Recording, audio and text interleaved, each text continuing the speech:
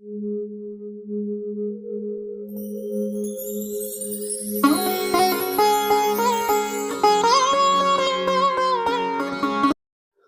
दर्शकों को नमस्कार, जय श्री कृष्ण, प्रणाम। ज्योतिष में संतान सुख के बारे में एक ऐसी जानकारी जो आपको अधिक ही आवश्यक समझ करके लेना चाहिए। जानकारी क्या है कि भाई आपकी संतान का सुख आपको है या नहीं है। एकदम साधारण विश्लेषण है, आप इसको समझिएगा। संतान के सुख में बाधक स्थितियां और संतान सुख में साधक स्थितियां कब होती हैं? कभी कभी संतान सुख होता नहीं है। अच्छा, कई लोगों के संतानें होती भी हैं तो संतानें ना के बराबर सेवा करती है।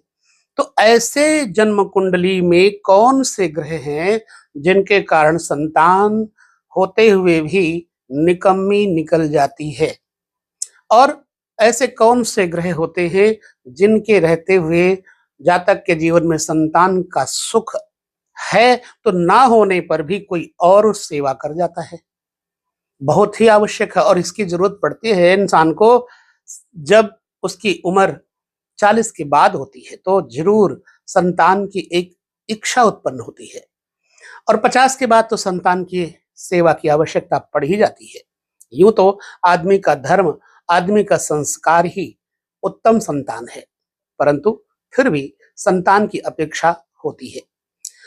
जन्म कुंडली में पंचम भाव से संतान के सुख के बारे में जाना जा सकता है। किन अवस्थाओं में संतान का सुख होता है, पहले उसकी चर्चा कर लेते हैं।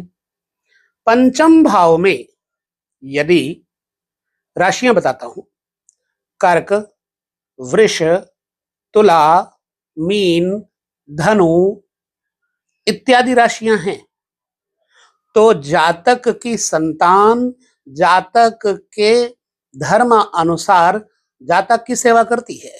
परंतु यदि इनमें भी पंचमेश पापी ग्रहों जैसे राहु, केतु, शनि, क्रूर मंगल इत्यादि के दबाव में हो तो संतान सेवा नहीं करती। एग्जाम्पल के लिए, यदि पंचम भाव का स्वामी किसी जातक का छठे घर में बैठ जाए तो उसकी संतान उसकी खुद की दुश्मन बन जाती है और संतान बचपन में रोगी रहती है।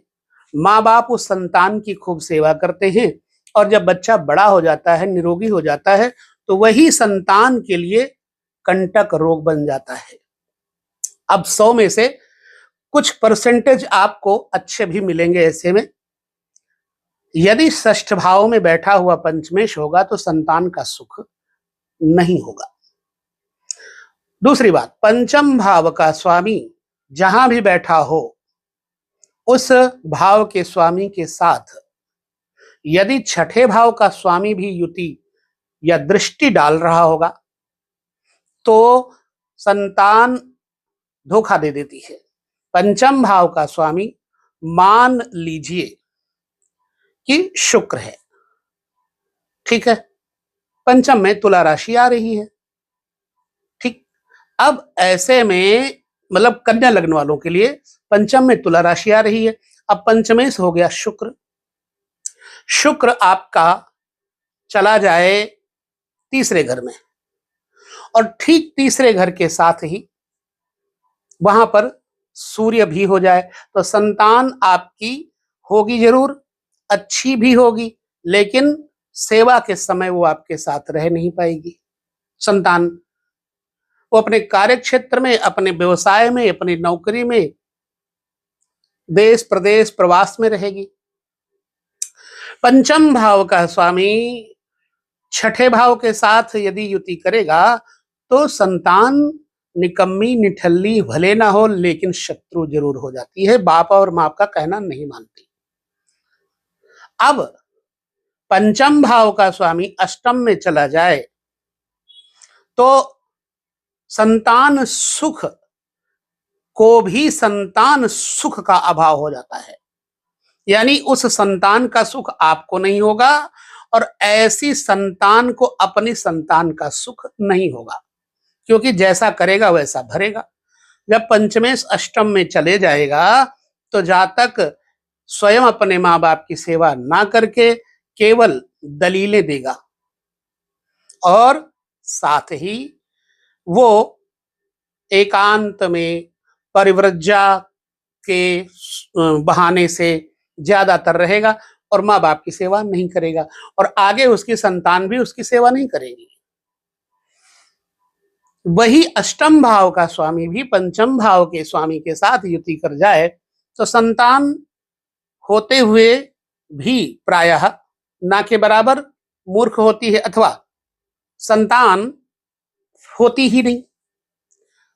तीसरी बात, द्वादश भाव, छोटे से वीडियो में ही आपको हम इस चर्चा को लेकर चलेंगे। द्वादश भाव यानी 12वें घर का व्यय भाव का स्वामी जो कि क्षय का है, भोग का है, स्त्री संयोग का है। पंचम भाव का स्वामी कहीं द्वादश भाव में हो तो ऐसा जातक अपने माता पिता का धन तो खर्च करेगा, कमाई भी करेगा, विदेश में जाकर के, प्रवास में जाकर के, प्रदेश में जाकर के, लेकिन अपनी कमाई का कण भी माता पिता को नहीं देगा जल्दी। जब समय आएगा तो धोखा दे देगा और स्वयं सुख उपभोग पत्नी स्त्रियों के साथ, अनेक स्त्रियों के साथ भी सुख भोगेगा, धन खर्चा करेगा, बाप का ही पैसा, बाप का ही माल, बाप का ही खजाना, खेती बाड़ी बेच करके उनके नाम कर दे, उनको जिनके साथ भोग संजोग में औरतों के साथ में है, परंतु माता पिता के लिए कुछ नहीं करेगा। ऐसी स्थिति में द्वादशेश भी अगर पंचम के साथ कहीं युति करेगा या दृष्टि डालेगा तो भी संतान सुख नहीं देगी। अब पंचम भाव के स्वामी के साथ जब कोई शुभ ग्रह हो तो पंचम भाव का स्वामी पिता को, माता को सुख देता है। ठीक है, मान लीजिए पंचम में चंद्रमा है तो पंचम भाव में चंद्रमा होता है तो कन्या संतान ज्यादा देता है, परंतु पुत्र भी होता है। अब ऐसे व्यक्ति का जिसका कि मीन लग्न है, उसको अपनी संतान से बहुत सुख मिलता है। मतलब पंचम भाव का स्वामी यदि नवम में चला जाए तो भी जातक को अपने संतान से सुख होता है। पंचम भाव का स्वामी धन स्थान पर चला जाए, बशर्ते अष्टमेश, षष्ठेश और द्वादशेश की युति न हो द्वितीय घर में, तो पिता के लिए धन कारक बच जाएगा। पंचम भाव का स्वामी एकादश भाव में चला जाए तो संतान बचपन में कष्ट जरूर सहती है, लेकिन पिता की सेवा पिता को धन देती है। पंचम भाव का स्वामी लग्न में, द्वितीय भाव में, नवम भाव में, सप्तम भाव में, पंचम भाव में, चतुर्थ भाव में रहने पर ऐसी अवस्था में जातक अपने बच्चे से सुख प्राप्त करता है। छोटे छोटे से ये सूत्रों को आप हमेशा याद रखें तो इससे आपको ज्योतिष का ये रहस्य समझ में आ जाएगा। आशा करते हैं कि संतान से संबंधित आपको कुछ नॉलेज मिली होगी। वीडियो में इतना ही, छोटे से वीडियो में आपको नॉलेज कितनी मिली हमें यह जरूर बताएं। लेते हैं विदा। नमस्कार, जय श्री कृष्ण, प्रणाम।